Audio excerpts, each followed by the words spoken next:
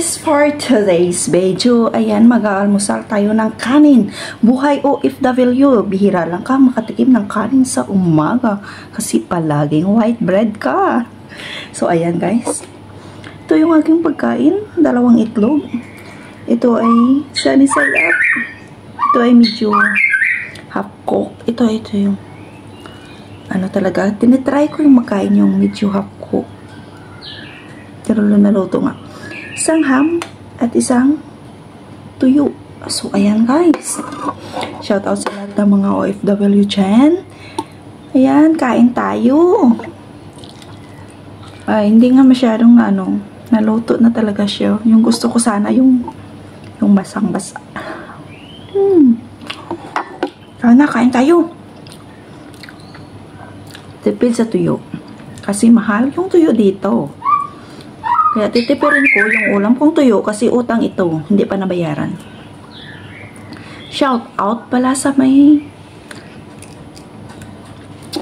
inutangan ko na tuyo. Next week na yung utang kong tuyo. Isa na lang yung natira.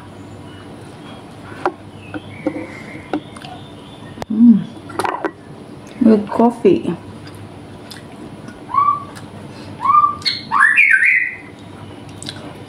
Pinoy na Pinoy style talaga, no?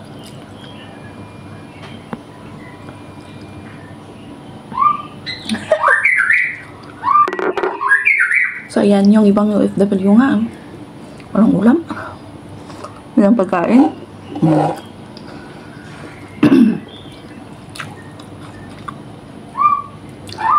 Pero kami dito, yung kanin namin, alam nyo guys, ang ingay naman ng ibon. Alam nyo guys, kahapon nagsayang yung kasama ko, walang kumain ng kanin. So fast. So ayan guys, naudlot yung video ko. Umuwi yung ang amo kong babae. Oh. Pagdating niya, kumakain kami ng kanin, sabi ng kasama ko, umuwi na siya. Akala ko late umuwi, akala ko jam, akala ko traffic. Ang aga niya umuwi. Naghatid yun ng alaga ko. Sabi niya, pagdating niya, i-rice in the morning. Naku, wala kaming bread. Tingnan mo, ilang piraso lang natira. 2 siguro yun. Hindi naman kasya sa amin. Okay. See, I don't want to eat noodles. Last night also we eat noodles, right? Noodles also every day. Keep quiet. So, yan guys. Nakita niya. Tapos sabi ko, gusto mo ng breakfast? Gusto mo itlog?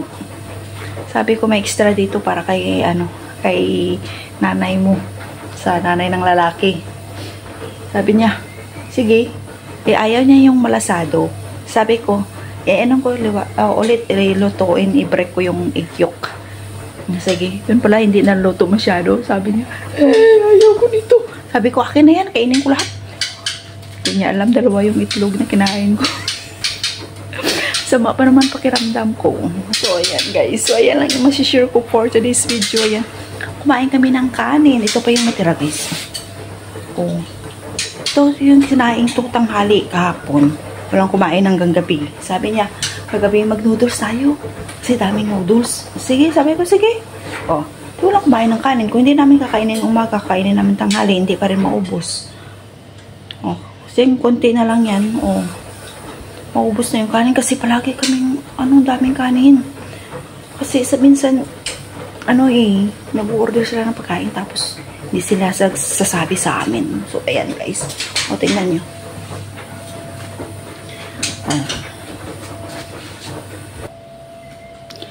Dami. Paano ako papayat niyan? As in dami. Kaya ako na lang nagkukontrol sa sarili ko na kung ano-ano yung mga pagkain dito. Kasi mahirap na matanda tayo, diba? Kailangan natin ng healthy body. Healthy yung kakainin natin.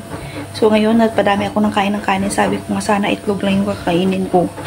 Pero sabi ko, masama yung pakiramdam ko. Minom ko ng gamot. Ayan. Minom ko ng gamot. Kasi, muscle pain, body pain, lahat na lang pain, heart pain, break-up pain, at charot. Wala naman yun. So, ayan lang guys. Shoutout sa lahat ng mga OFW. Kung may chance kayong kumain ng kanin, kain kayo. Bahala na kung maabutan. Importante busog, diba? So, yan lang guys. Thank you so much. Bye!